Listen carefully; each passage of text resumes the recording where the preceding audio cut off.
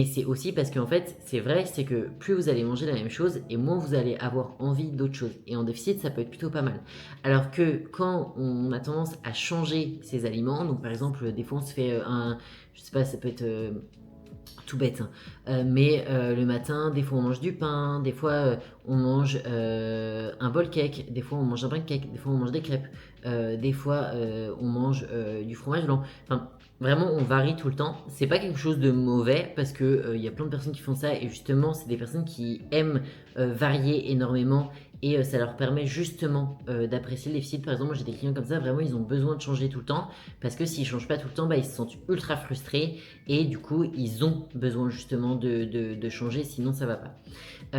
Mais il faut savoir que quand même, c'est vrai que garder et manger la même chose, ça peut aider parce que justement, ça, on a vraiment beaucoup moins d'envie comme ça. Et typiquement, moi, c'est le cas. Je sais que si je mange tout le temps la même chose, en fait, je vais pas avoir envie d'autre chose. Parce qu'en fait, je vais être tellement habitué à manger ce que je mange que je vais pas avoir envie d'autre chose. Et peut-être que je vais avoir envie de varier à un moment donné mes repas. Et dans ce cas-là, je vais varier, mais sur une autre option, et je vais garder la même option pendant plusieurs semaines. Et en fait, ça m'aide vraiment, parce qu'en fait, du coup, je me pose pas de questions. Je sais que le midi, j'ai ça, j'aime ce que je le mange, je me pose pas de questions, et je passe à autre chose.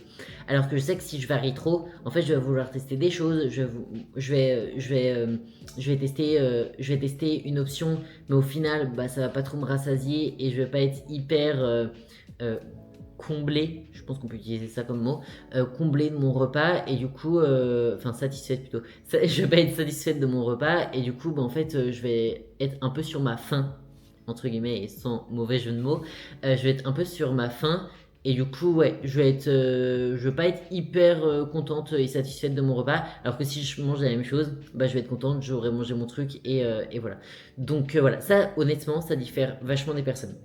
Moi, là, pour avoir différents clients, il y a des clients qui aiment manger la même chose tout le temps, il y a des clients qui préfèrent vraiment varier énormément.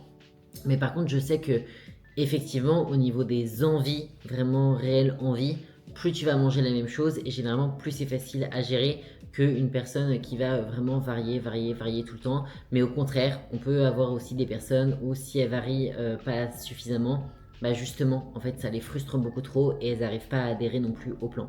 Donc c'est pour ça, c'est vraiment quelque chose adapté à chaque personne pour le coup.